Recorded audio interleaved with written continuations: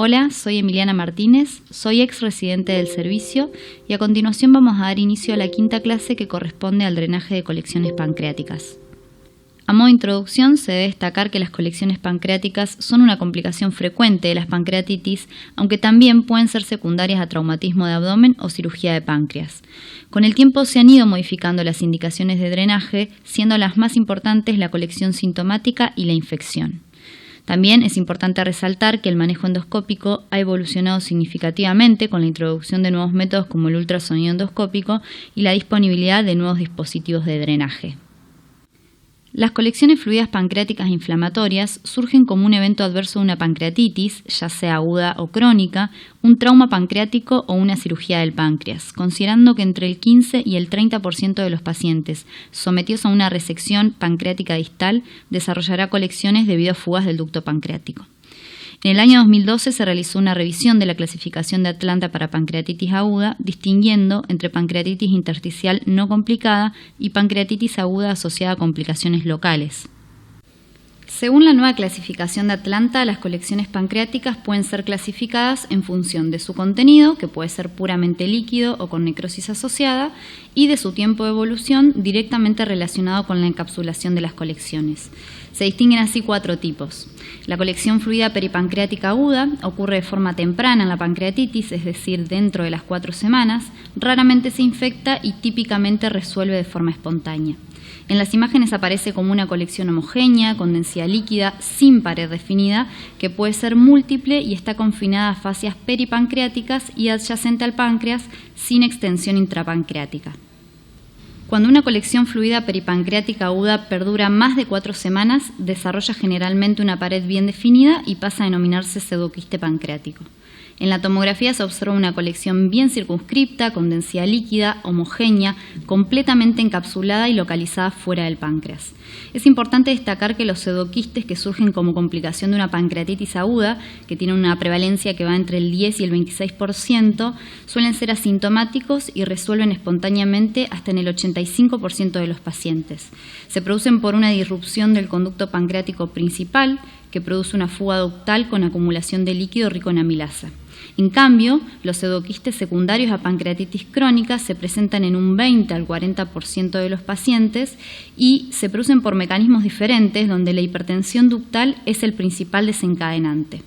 Se produce una obstrucción del conducto pancreático principal, ya sea por litos o por estenosis, lo cual produce una fuga con acumulación de líquido rico en amilasa. Y hay que destacar que la comunicación ductal es infrecuente. Aproximadamente el 20% de los pacientes con pancreatitis aguda van a desarrollar necrosis.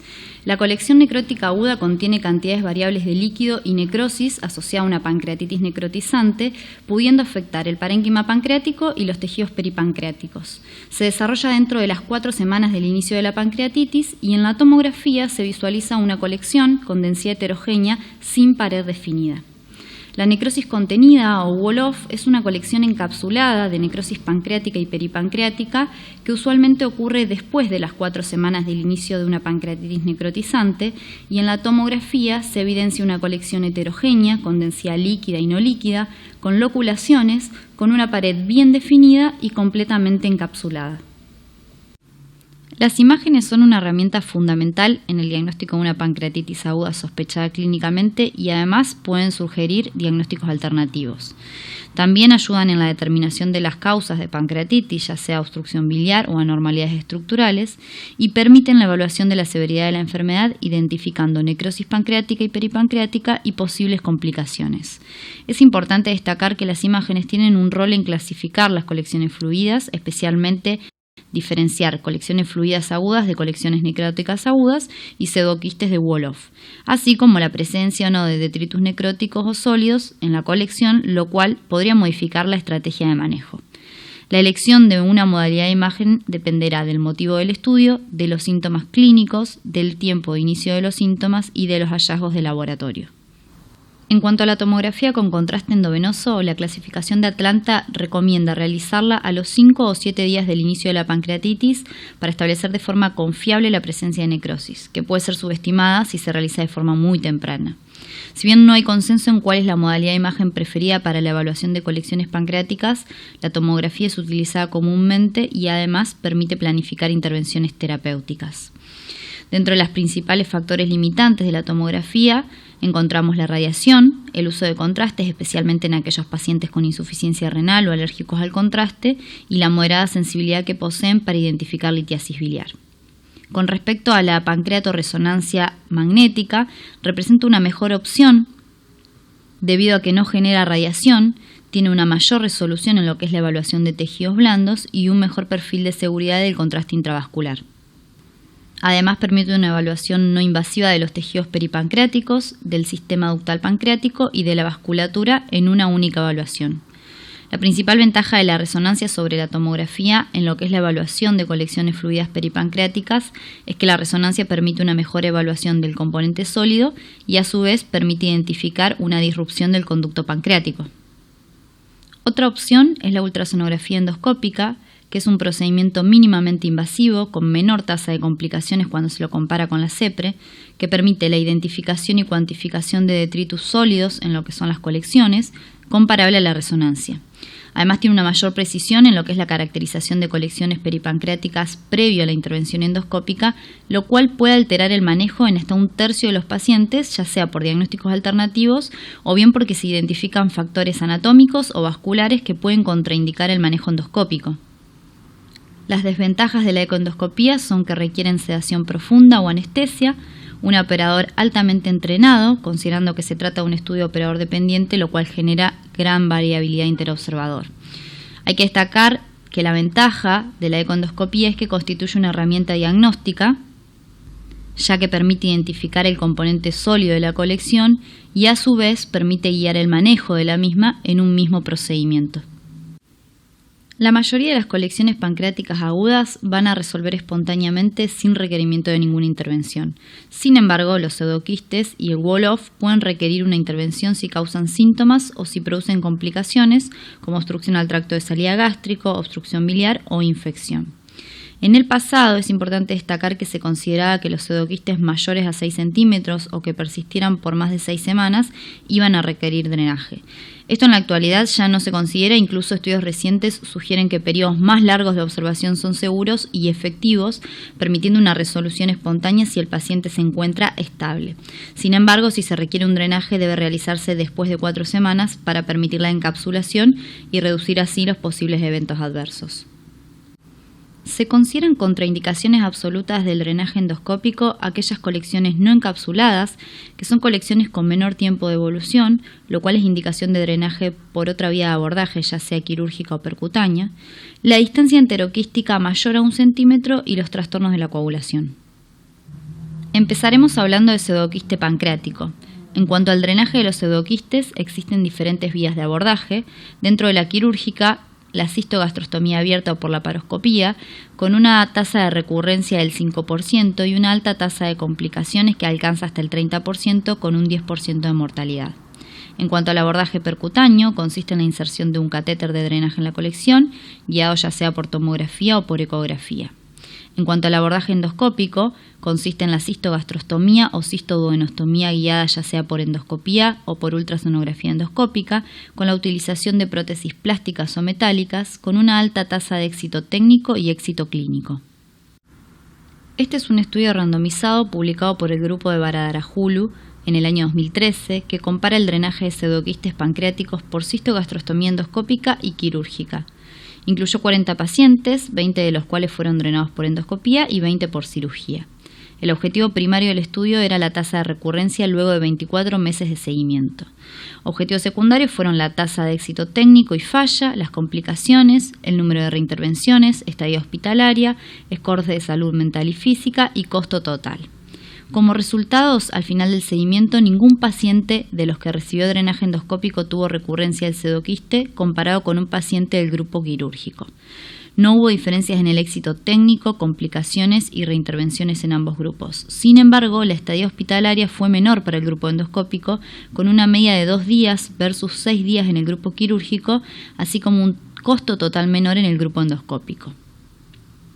Y el grupo que recibió tratamiento endoscópico mostró mejores resultados en cuestionarios sobre calidad de vida, concluyendo que no hay evidencia que sugiera que la cistogastrostomía quirúrgica es superior a la endoscópica para el drenaje de pseudoquistes pancreáticos y que el tratamiento endoscópico además está asociado con una menor estadía hospitalaria, mejor confort del paciente y menores costos.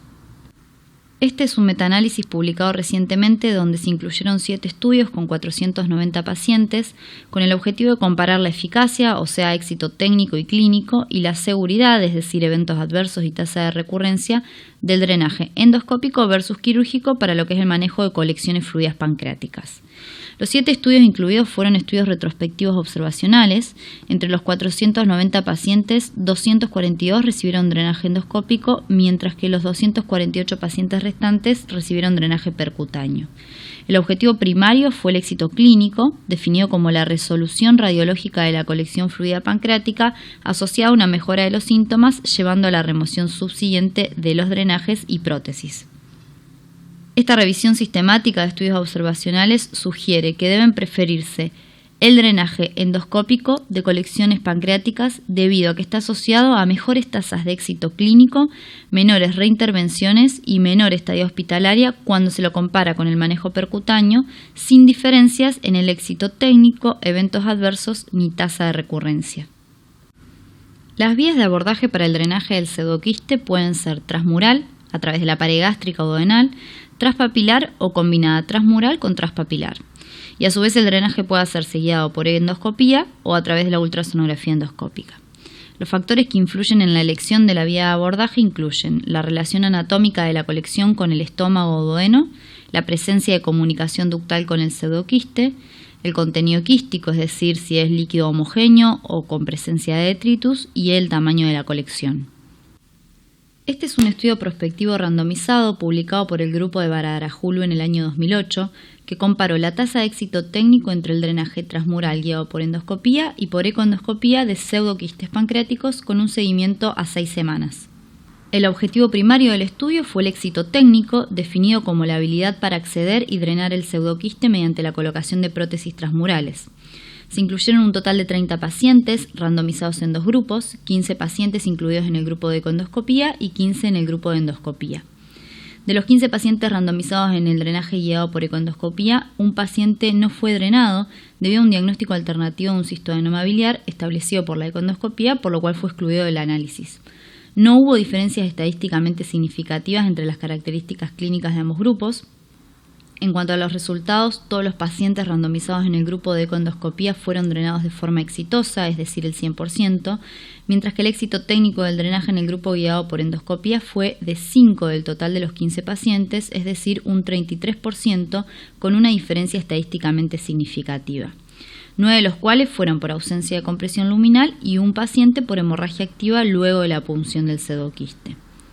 El grupo drenado por ecoendoscopía no presentó complicaciones, mientras que en el grupo drenado por endoscopía se presentaron 2 complicaciones por hemorragia, lo cual no fue estadísticamente significativo. Los 10 pacientes en los que falló el drenaje por endoscopía fueron drenados de forma exitosa mediante ecoendoscopía. El éxito de tratamiento fue definido como la resolución completa o la disminución en tamaño a menos de 2 centímetros en la tomografía, asociado a resolución de los síntomas en las 6 semanas de seguimiento. En ambos grupos no hubo diferencias estadísticamente significativas en cuanto a éxito de tratamiento, concluyendo que cuando se encuentra disponible, la ecoendoscopía debe considerarse como tratamiento de primera línea para el drenaje endoscópico de pseudoquistes pancreáticos, dado su alta tasa de éxito técnico. En cuanto al drenaje transmural, consiste en la creación de una comunicación entre la pared gástrica duodenal y el pseudoquiste, seguido de la dilatación con balón y colocación de una o más prótesis. Inicialmente la punción del pseudoquiste se realiza usando un gastroscopio o duodenoscopio bajo visualización endoscópica con asistencia fluoroscópica en la región de máxima compresión gástrica o duodenal. Según la guía de la ASGE publicada en el 2016, el rol de la ecoendoscopía en las colecciones fluidas pancreáticas es localizar y determinar el sitio óptimo de punción. Y si bien el drenaje guiado por endoscopía o ecoendoscopía ha demostrado similares tasas de eficacia clínica y de seguridad, sostiene que el enfoque guiado por ultrasonografía endoscópica tiene una clara ventaja cuando la compresión luminal está ausente. Por eso recomienda considerar la ecoendoscopía cuando haya ausencia de compresión extrínseca, cuando la colección tenga una localización inusual, cuando existan varices o hipertensión portal y cuando haya habido un drenaje endoscópico fallido. Otros materiales que se pueden requerir para el drenaje transmural son el knife o cistótomo, este último no está disponible en nuestro país, una guía de 0,035 pulgadas, un balón dilatador de 6 a 10 milímetros, generalmente el más utilizado, un catéter nasoquístico del cual hablaremos posteriormente y prótesis tanto plásticas como metálicas. Para el drenaje transmural de colecciones pancreáticas guiado por endoscopía, en general se recomienda realizar bajo anestesia con eventual intubación orotraqueal por el riesgo de broncoaspiración, así como la profilaxis antibiótica previa al procedimiento con quinolonas o cefalosporinas de tercera generación. Se ingresa con el gastroscopio o duodenoscopio. En general se recomienda el uso de dióxido de carbono para la insuflación. Como primer paso se identifica el sitio de mayor abombamiento en la pared gástrica o duodenal y se realiza la punción con un knife con la guía montada. Se recomienda luego de la punción aspirar el contenido, corroborando que no haya interposición de vasos y para obtener una muestra que se puede enviar para análisis bioquímico de CA y amilasa. Posteriormente se progresa la guía dentro de la cavidad, generando al menos 2 bucles, lo cual se corrobora por radioscopía. Luego se utiliza un balón dilatador para realizar la dilatación del trayecto fistuloso, que en general es hasta 10 milímetros, y por último se coloca una o más prótesis, que pueden ser prótesis plásticas doble pigtail, prótesis metálicas o prótesis de aposición de lúmenes. Este es un drenaje transmural guiado por endoscopía, en donde se visualiza el abombamiento sobre la cara posterior gástrica, se realiza una punción con needle knife y posteriormente se ingresa con una guía de 0,035 pulgadas de vía biliar. Sobre la misma se monta un balón hidrostático de 10 milímetros para realizar la dilatación del trayecto fistuloso, como vemos a continuación.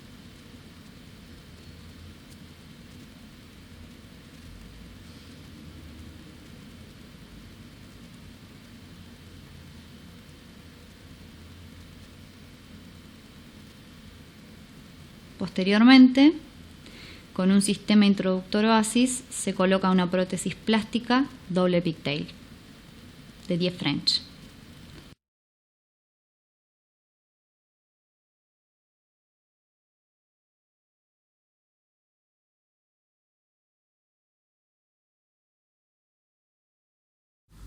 El drenaje transmural guiado por ultrasonografía endoscópica se realiza con un ecoendoscopio lineal.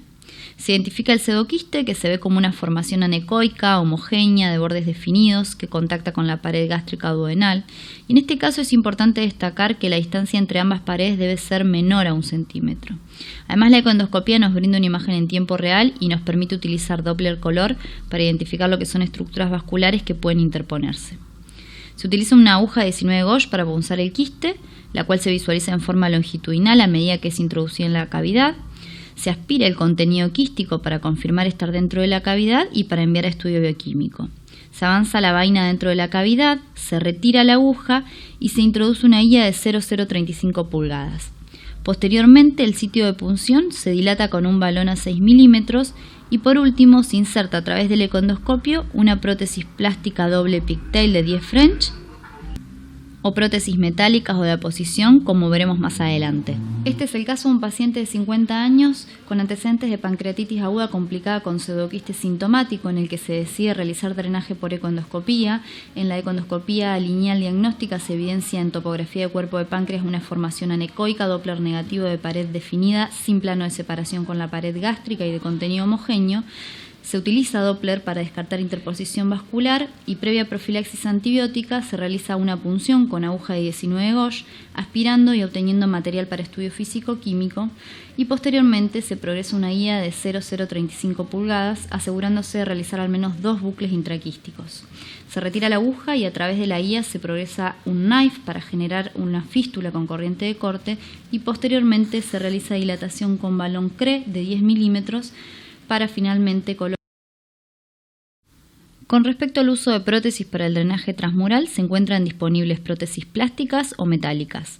Dentro de las plásticas, las más utilizadas son las doble pigtail, que a diferencia de las prótesis plásticas rectas, tienen una menor tasa de migración, por eso estas últimas se encuentran en desuso. En cuanto a las prótesis metálicas, pueden utilizarse prótesis autoexpandibles totalmente cubiertas, prótesis tipo yo-yo o prótesis de aposición o doble lumen de segunda generación. Las diferentes marcas varían el sistema introductor. Si bien no existe evidencia de la superioridad de las prótesis metálicas versus las plásticas para el tratamiento de colecciones pancreáticas, es importante destacar ventajas y desventajas de las mismas. Las prótesis plásticas son de fácil colocación y bajo costo, sin embargo tienen un calibre pequeño, mayor tasa de obstrucción y el requerimiento de colocación de múltiples prótesis. Dentro de las ventajas de las prótesis metálicas podemos destacar su gran calibre, que permite una buena permeabilidad. Además pueden visualizarse de forma simple bajo fluoroscopía y ofrecen la ventaja de tener un efecto hemostático sobre el sitio de punción donde se accede a la colección. Sin embargo, poseen un alto costo, son más dificultosas para la colocación, presentan un riesgo de injuria gastrointestinal y son de difícil extracción. Hasta hace algunos años no había estudios que demostraran la superioridad de las prótesis metálicas sobre las plásticas en cuanto a lo que es resolución de colecciones pancreáticas, además de que las metálicas adicionaban un costo mayor al procedimiento. Actualmente los estudios son contradictorios. Recientemente se publicó este estudio en el que se realizó una revisión de la literatura publicada en cuanto al uso de prótesis plásticas y prótesis metálicas de aposición, con el objetivo de determinar y comparar la eficacia y el costo con el uso de unas y otras. Se incluyeron 10 estudios, con un total de 51 pacientes para el grupo de prótesis de aposición de lúmenes y 377 pacientes para el grupo de prótesis plásticas. La tasa de éxito fue de casi el 94% para las metálicas y casi el 97% para las plásticas, pero el costo fue mayor en el grupo de las metálicas. Las ventajas de las prótesis metálicas de aposición de lúmenes incluyen su mayor diámetro y sus copas de anclaje que previenen su migración. Sin embargo, esto parece no tener un beneficio significativo sobre las plásticas en lo que son pacientes con pseudoquistes, probablemente debido a la ausencia de detritus sólidos y así la menor probabilidad de la obstrucción de la prótesis. Concluyendo que el uso de las prótesis metálicas de aposición no es menos efectivo, pero es más costoso que las prótesis plásticas en lo que son los pacientes con pseudoquiste pancreático, y así deberían preferirse las prótesis plásticas sobre las metálicas de doble lumen en el manejo inicial de estos pacientes. Recientemente se publicó este metaanálisis que incluyó 7 estudios que compararon el uso de prótesis plásticas y metálicas para el drenaje transmural ecoguiado de colecciones pancreáticas. El objetivo del estudio fue comparar los resultados clínicos y eventos adversos entre los dos grupos de pacientes. Cabe destacar que los estudios incluidos consideraban pacientes con pseudoquistes, wall-off o ambos, y que las prótesis utilizadas fueron diferentes en los estudios, desde prótesis plásticas doble pigtail hasta prótesis metálicas biliares o de aposición de lúmenes. En cuanto a los resultados, se incluyeron un total de 905 pacientes, demostrando que las prótesis metálicas tuvieron una mayor tasa de éxito clínico, 82 versus 94% sin diferencias estadísticamente significativas, y menor tasa de eventos adversos, 16 versus 29%, con una P estadísticamente significativa cuando se las comparó con las prótesis plásticas, concluyendo que las prótesis metálicas son superiores a las plásticas tanto en pseudoquistes como wall-off. Sin embargo, afirman que no está claro si las prótesis metálicas deberían ser de primera elección para todas las colecciones, incluyendo el pseudoquiste, por lo que se necesitan más estudios randomizados y prospectivos que confirmen los resultados.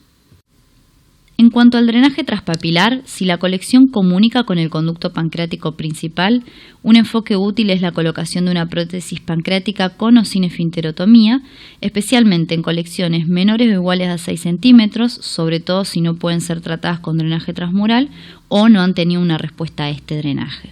También es útil para el tratamiento del síndrome de desconexión del ducto pancreático. En general es recomendada la esfinterotomía previa a la colocación del stent. Se debe contrastar el conducto pancreático para confirmar la comunicación con el pseudoquiste. Además es importante destacar que en los pacientes con pancreatitis crónica se debe considerar la terapia endoscópica de estenosis o litos, ya que reduce la tasa de recurrencia del pseudoquiste. En cuanto a la colocación del stent, el extremo proximal de la prótesis debería entrar en la colección directamente o actuar como un puente en el área de fuga del conducto pancreático, lo cual es de elección, ya que restablece la continuidad ductal. Y en aquellos pacientes con pseudoquistes crónicos es importante que la prótesis atraviese cualquier proceso obstructivo, ya sea una estenosis o lito.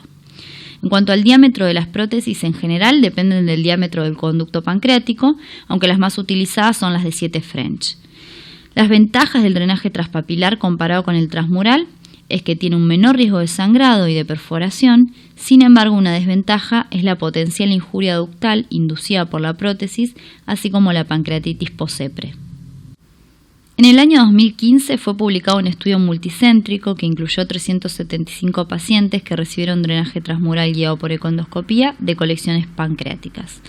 De estos, 174 pacientes fueron pseudoquistes, de los cuales el 55% fue drenado de forma transmural únicamente y el 45% restante de forma combinada con drenaje transpapilar. En cuanto a los resultados, el éxito técnico del drenaje transmural fue del 97%, comparado con un 44% en el grupo de drenaje combinado, lo cual fue estadísticamente significativo. Adicionalmente, no hubo diferencias en cuanto a la resolución sintomática o radiológica a largo plazo en ambos grupos, destacando que el drenaje transpapilar tiene un efecto negativo a largo plazo en la resolución del quiste, concluyendo que el drenaje transpapilar no tiene beneficios en los resultados del tratamiento en pacientes que reciben drenaje transmural ecoguiado de pseudoquistes. Recientemente, en el año 2017, se publicó este metaanálisis que incluyó 9 estudios con un total de 604 procedimientos de drenaje, siendo el 62% drenajes transmurales y un 38% drenajes combinados, que demostró que el drenaje combinado transmural y transpapilar no tiene beneficios adicionales sobre el transmural en cuanto a éxito técnico, éxito clínico, recurrencia o complicaciones, concluyendo que los pacientes con pseudoquistes sintomáticos que sean drenados en forma transmural no requieren pancreatografía retrógrada endoscópica. Como mencionamos inicialmente, dentro de la clasificación de Atlanta encontramos lo que se denomina necrosis encapsulada o wall-off. Dentro de las opciones de drenaje debemos considerar el abordaje quirúrgico, que puede ser por laparotomía o con acceso laparoscópico en centros entrenados. La necrosectomía abierta tiene una morbilidad del 34 al 95% y una mortalidad que va del 6 al 25%. Las complicaciones se asocian a falla multiorgánica, perforación, infección, hemorragia y fístulas, y se relacionan a una mayor morbilidad y estadía hospitalaria. Otra opción es el drenaje percutáneo, que consiste en la colocación de múltiples dispositivos de drenaje dentro de la colección, de ubicación preferentemente retroperitoneal, ya sea bajo guía ecográfica o tomográfica, y en centros especializados tiene una tasa de éxito que alcanza del 35 al 84%. La mortalidad reportada es del 5 al 34%, y es importante destacar que se pueden combinar con métodos endoscópicos en lo que son colecciones extensas o con componente pélvico o retroperitoneal. Otra opción es la necrosectomía quirúrgica mínimamente invasiva con abordaje retroperitoneal, que consiste en realizar una técnica de debridamiento retroperitoneal videoasistido con la colocación de un catéter bajo guía fluoroscópica con una posterior necrosectomía por irrigación y aspiración utilizando un gastroscopio en forma seriada. Otra opción es el drenaje endoscópico, que es de elección y desarrollaremos a continuación. El enfoque endoscópico del wall-off difiere del drenaje del pseudoquiste debido a la necesidad de evacuar material sólido. En general, el enfoque transpapilar no es adecuado para remover detritus sólidos, por lo que es de elección el drenaje transmural. Una vez que se ingresa en la colección, ya sea por una punción con un knife por endoscopía o con una aguja de 19 gauge por econdoscopía, se realiza una dilatación de la pared gástrica o duodenal a un diámetro de 15 milímetros y se coloca la prótesis, ya sea plástica o metálica, la cual permite la salida del material sólido y facilita la necrosectomía endoscópica directa. Existen 2 técnicas de necrosectomía. La técnica de irrigación, que consiste en la colocación de un catéter nasoquístico de 7 French, que permite la instilación de solución fisiológica, unos 200 mililitros cada 2 a 4 horas inicialmente. Algunos autores sugieren el uso de peróxido de hidrógeno o agua oxigenada, que puede ser efectivo para la licuefacción de tejidos necróticos durante la necrosectomía, aunque faltan más estudios comparativos. Otro enfoque es la remoción de los detritus necróticos mediante el pasaje de catéteres transmurales hacia la colección para irrigar y remover los detritus con el uso de pinzas, asas o canastilla de Dormia. Esta técnica es más riesgosa que la anterior e incrementa el riesgo de sangrado con un 23% de complicaciones, y además requiere un abordaje seriado cada 24 o 48 horas. El número de sesiones no está establecido y depende de la respuesta clínica y la reducción de la colección objetivada por imágenes, pero en estudios publicados la media fue de 4 sesiones. El siguiente es el caso de una paciente de 60 años con antecedentes de una pancreatitis aguda severa que evolucionó con un wall-off infectado. Se realizó una endoscopia diagnóstica donde se evidenció un abombamiento gástrico, por lo que se decide drenaje. Se realizó fístula con un NAF y, como vemos en el video, una dilatación con balón tipo CREA 10 milímetros, constatando la salida de material purulento. Se realizaron múltiples sesiones de lavados dentro de la cavidad y extracción de material necrótico con canastilla de Dormia. Se colocó un catéter nasoquístico y 2 prótesis doble pigtail de 10 French.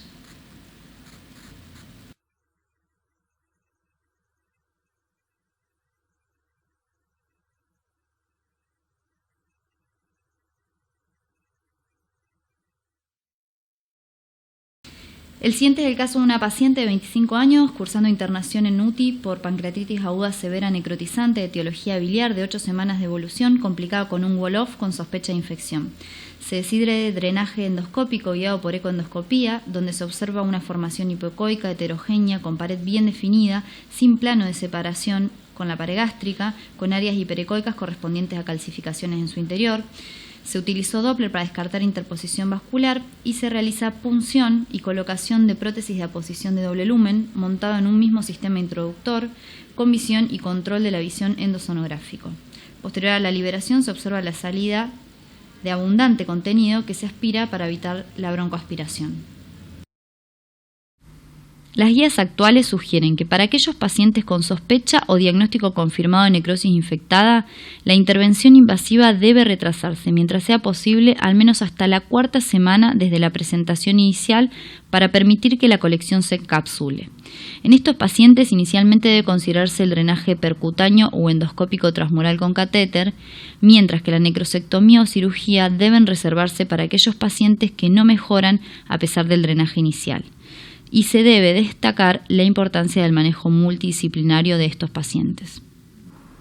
El consenso asiático publicado en el año 2016 plantea este algoritmo, aclarando que si bien no está claro el timing de la CEPRE, ya sea antes, durante o después de la necrosectomía, ante la resolución de la necrosis encapsulada se debe realizar una evaluación del conducto pancreático mediante colangiopancreatorresonancia o CEPRE y determinar si no existe disrupción del conducto pancreático se recomienda la remoción de la prótesis transmural. Sin embargo, ante la presencia de disrupción o un síndrome de desconexión del ducto pancreático, la recomendación es colocar una prótesis transpapilar. Si se resuelve, está indicada la remoción de la prótesis transmural y ante la falla se sugiere la permanencia de la prótesis transmural a largo plazo o considerar otro tipo de intervención para su resolución. Dentro de las complicaciones del drenaje encontramos la hemorragia, la perforación, la infección, la pancreatitis, la aspiración y la migración u obstrucción de las prótesis. Otras complicaciones asociadas menos frecuentes pueden ser las relacionadas a la sedación, la punción inadvertida de la vesícula y la muerte. En una serie de 148 pacientes que recibieron drenaje transmural guiado por ecoendoscopía de colecciones fluidas pancreáticas, presentaron un 5,4% de eventos adversos, incluyendo 2 perforaciones, 4 infecciones, un episodio de sangrado y una migración de la prótesis. Luego del drenaje endoscópico no complicado de pseudoquistes no infectados, la mayoría de los pacientes no requieren hospitalización. Se sugiere un seguimiento a las 4 a 6 semanas con tomografía para evaluar la resolución de la colección pancreática. A su vez, las prótesis internas son removidas endoscópicamente una vez documentada la resolución radiológica de la colección y se recomienda la permanencia prolongada de las prótesis en los pacientes con síndrome del ducto desconectado o disrupción ductal, ya que tienen un mayor riesgo de recurrencia. Como conclusiones, el manejo de las colecciones pancreáticas constituye un desafío en la práctica diaria que requiere un manejo multidisciplinario. El drenaje de colecciones por vía endoscópica ha demostrado ser un método eficaz y seguro, sobre todo por sus menores eventos adversos, mejor costo-efectividad, menor estadía hospitalaria y similar eficacia cuando se lo compara con la cirugía. Cuando se encuentra disponible, el abordaje por vía ecoendoscópica debe ser considerado en centros especializados con operadores altamente entrenados. Muchas gracias y los espero en el foro.